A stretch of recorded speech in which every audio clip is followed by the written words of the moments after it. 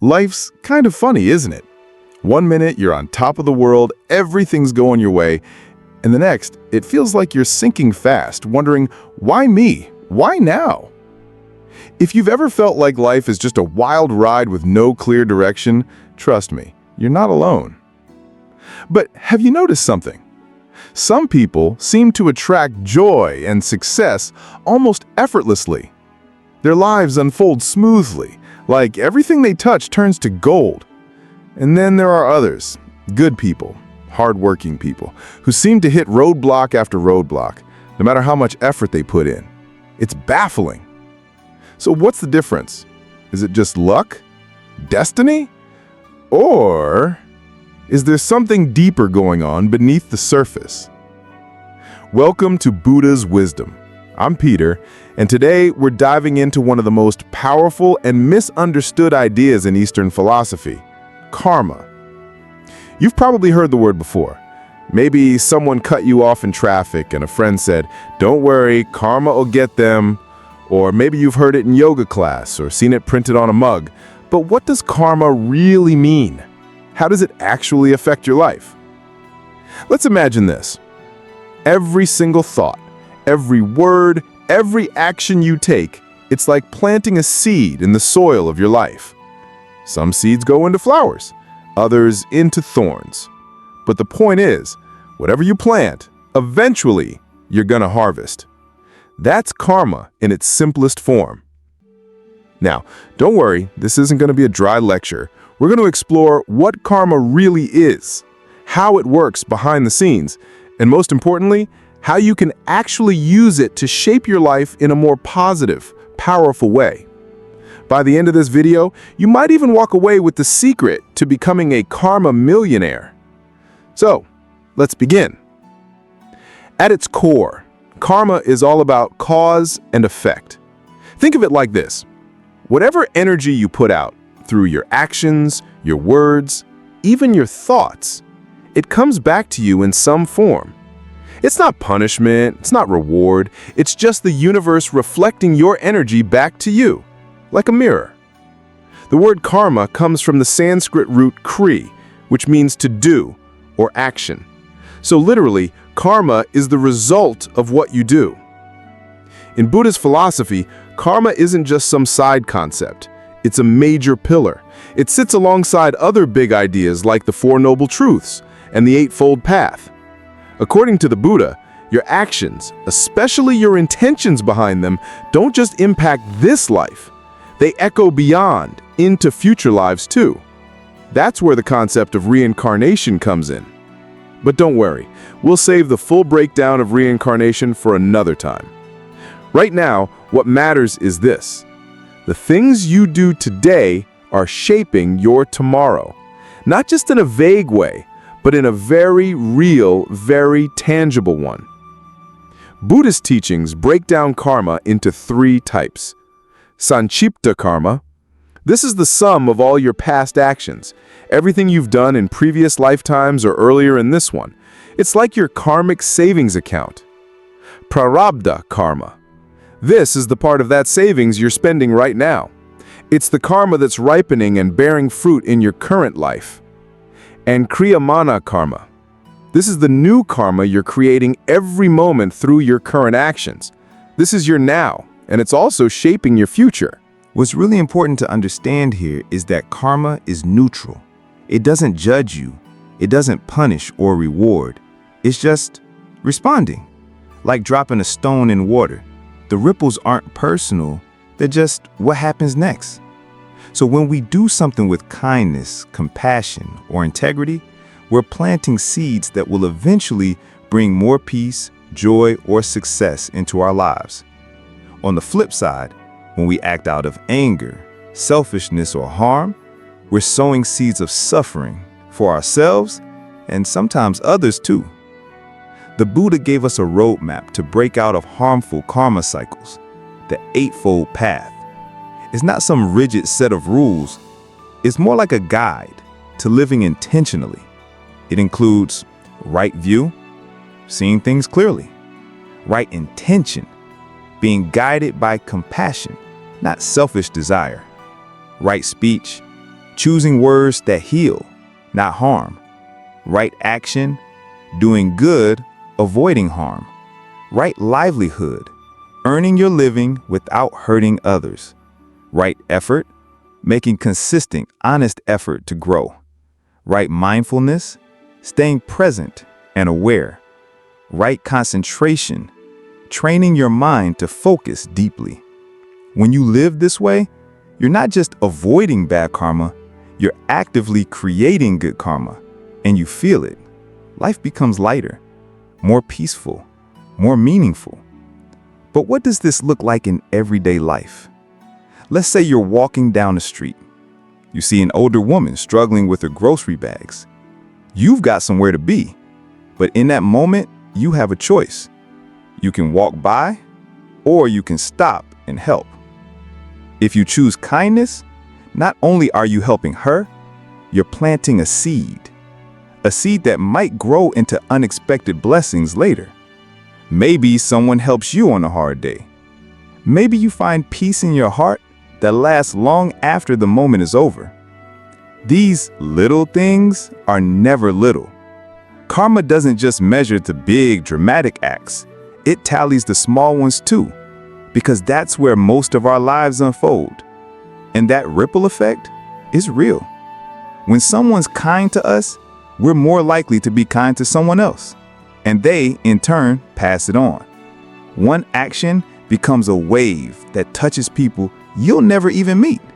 That's the quiet power of karma. And the opposite is true too. If you gossip about someone behind their back, it might feel satisfying in the moment, but you've planted a seed of division. That energy circulates. It can come back as mistrust, as conflict, as loneliness. The good news is you have control, not over what happens to you, but over what you plant in every moment. That's the beauty of karma. It puts the power back in your hands. So, now that we understand karma as this powerful yet neutral force, it's time to see how it actually plays out in real life. Let's go deeper. There's a well-known story in Buddhist tradition that really shows how karma works, not just as a theory, but in practice. The story is about a man named Akosha, who once approached the Buddha and started verbally attacking him. He hurled insults, trying to provoke a reaction. But the Buddha didn't flinch. He didn't get angry. He didn't even seem offended. Naturally, Akosha was confused. Why wasn't the Buddha reacting? Most people would have snapped back. Instead, the Buddha gently responded with a question. If someone offers you a gift and you don't accept it, to whom does the gift belong? Akosha paused. He got it. The Buddha didn't accept the insults, so the anger remained with the one who sent it. That moment holds a massive lesson. Karma isn't just about what happens to you, it's about how you respond. You don't have to accept every insult. You don't have to mirror the negativity you receive. You have the power to return that gift unopened. When we meet anger with compassion, cruelty with peace, we're not only breaking a cycle, we're creating a new one, a higher one. That's where mindfulness comes in.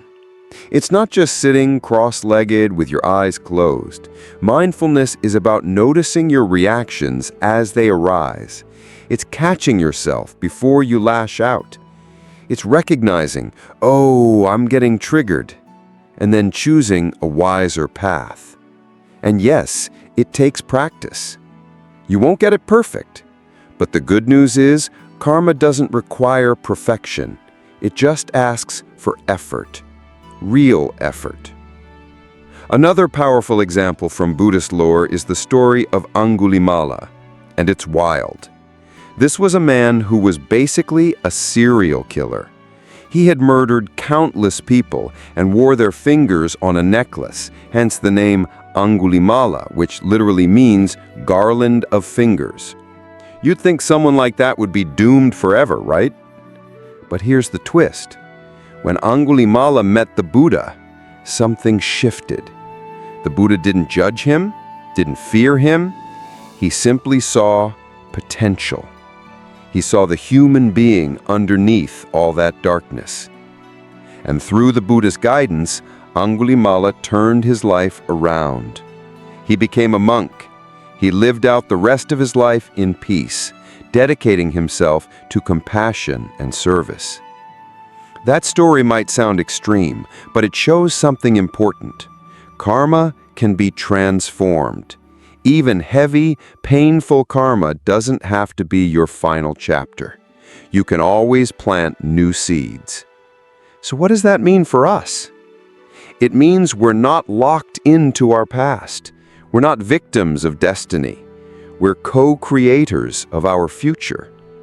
Even if you've made mistakes, and who hasn't, you're still capable of growth.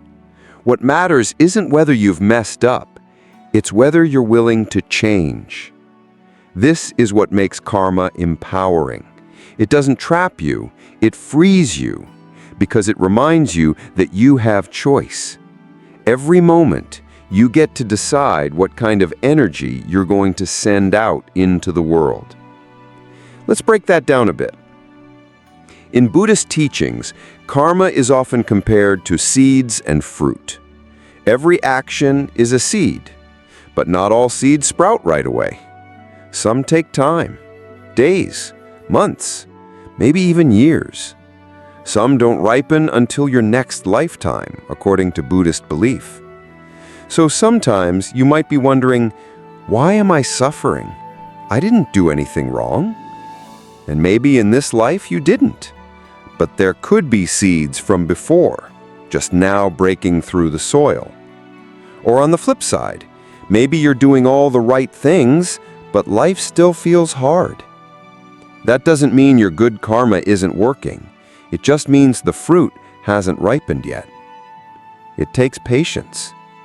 And honestly, that's where a lot of people give up. They try to do the right thing for a week, for a month, but when they don't see results, they stop. Karma's not Amazon Prime. You don't get next day delivery. It works on its own timeline. That's why the Buddha emphasized intention and persistence. The more consistently you plant positive seeds, the more likely it is that good things will grow. Eventually. Not always immediately, but inevitably. One of the most inspiring real-life examples of this is King Ashoka. Ashoka was once a brutal, power-hungry emperor. He expanded his empire through violence and conquest. But after witnessing the bloody aftermath of one of his own battles, something inside him shattered. He saw the pain he had caused, the suffering, the karmic cost. And that moment changed him. He turned to Buddhism, not as a religion to preach, but as a philosophy to live. He spent the rest of his life promoting peace, building hospitals, planting trees, and spreading the Dharma. He transformed from a tyrant into a wise, compassionate ruler. Ashoka's story is proof that massive transformation is possible. No matter your past, you can create a new future. And here's the thing, it doesn't take a throne or an empire to do it. You can start right where you are today. It starts with intention, with awareness, with small actions done consistently. Want to build better karma? Start simple. Smile at someone. Help a neighbor. Speak kindly to yourself. Forgive someone who doesn't deserve it. Do the right thing, even when no one's watching. These actions might seem small, but they're powerful. Each one is a seed, and seeds become forests if you give them time. Remember, karma is always watching, not as a judge, but as a mirror. And every time you act with compassion, you're changing what that mirror reflects. You're reshaping your life. Now that we've looked at what karma is and how it plays out in both ancient stories and everyday life, let's get practical. Because here's the truth. Understanding karma isn't just about belief. It's about practice. It's about how you show up every day. So, how do you actually cultivate good karma in your daily life? How do you make sure you're planting the kind of seeds that will grow into joy, peace, and fulfillment, not just for you, but for everyone around you? Let's break it down into a few powerful practices. 1. Start with mindfulness. Mindfulness is like your internal karmic GPS. It helps you pause before you speak, before you act, and even before you think something destructive. It helps you notice, what kind of energy am I putting out right now? Am I reacting from fear or responding from love? You don't need to be a monk to practice mindfulness. You can do it while brushing your teeth, walking to work, or having a conversation.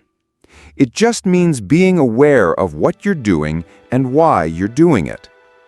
Even a few mindful breaths in the middle of a stressful moment can shift your karma in a better direction. 2. Practice generosity. There's a beautiful story in Buddhist tradition about a man named Anantapindika. He was a wealthy merchant, but more than that, he was deeply generous. He used his wealth to build monasteries, support monks, and help the poor. The Buddha once praised him, saying that his generosity had planted so many seeds of merit that they would bear fruit for lifetimes to come. Now, you don't need a fortune to be generous. You can give your time, your attention, a kind word, a helping hand, a smile. Every time you give freely and sincerely, you're shifting the energy in the world and in yourself. 3. Commit to small acts of kindness. We often think that to change our lives, we need to make big, dramatic moves. But karma is built on the small stuff. Holding the door open, saying thank you and meaning it, letting someone merge in traffic without grumbling, listening without interrupting.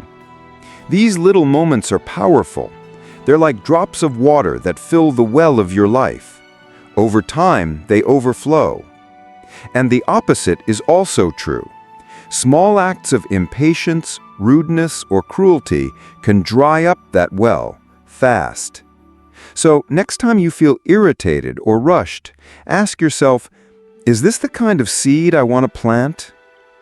4. Reflect daily. One helpful tool is something I like to call a karma journal. At the end of the day, take just 5 minutes to ask yourself, what kind of energy did I put into the world today? Where did I act with kindness? Where did I miss the mark? What kind of seeds am I planting with the way I speak, act, and think? You don't need to write a novel, just a few honest reflections. Over time, you'll start to notice patterns, and when you're aware of them, you can change them. 5. Meditate, even just a little. You don't need to sit for hours in a cave to benefit from meditation. Even 5 to 10 minutes a day can do wonders. Start with something simple, like loving kindness meditation. Just sit, breathe, and silently repeat phrases like, "May I be happy. May I be healthy. May I live with ease. May you be happy. May you be healthy. May you live with ease." Start with yourself, then extend it to someone you love, then to someone neutral, then to someone who challenges you. This practice is like watering the garden of your karma. It nourishes seeds of compassion and connection, and it changes how you see the world. 6. Don't obsess about results. Here's a tough truth. Sometimes you'll do all the right things and still face hardship. That doesn't mean your good karma isn't working. It just means it hasn't ripened yet. Remember, karma isn't instant gratification. It's not a vending machine where you press the kindness button and a prize drops out. It's more like planting a tree. You don't plant a seed today and expect apples tomorrow. But if you keep watering it, keep showing up, it will grow. And when it does, the fruit is sweeter than anything you could have imagined. 7. Trust in the long game. The Buddha once said, "All that we are is the result of what we have thought." The mind is everything. What we think, we become. Your life is a reflection of the energy you put out. Not always instantly, but inevitably. Every moment is a new chance to shape that reflection. So if today was hard, start again tomorrow. If you slipped up, forgive yourself and move forward. Karma isn't about punishment. It's about learning. You're not here to be perfect. You're here to grow. And as you grow, you become a light, not just for yourself, but for others. Because here's the secret. When you plant good seeds, they don't just grow in your garden. They spread. They take root in the hearts of others. Your kindness inspires kindness. Your patience makes space for peace. Your courage gives others permission to try. That's the real magic of karma. Final thought. As we wrap up this journey, I invite you to pause and ask yourself one simple question. What kind of seeds am I planting right now? Not yesterday, not last year, not in some distant future. Right now. Because in the end, it's not fate that shapes your life. It's not luck or chance. It's your choices, your actions, your heart. So plant wisely, nurture what matters, and trust that even the smallest act of love can echo across lifetimes. Thank you for walking this path with me. If this message touched your heart, consider sharing it with someone who might need it. And if you'd like to keep exploring the wisdom of the Buddha and how it applies to real life, subscribe, leave a comment, and let's keep growing together. Until next time, may your thoughts be kind, your words be true, and your actions a reflection of your highest self. Namaste, and happy planting.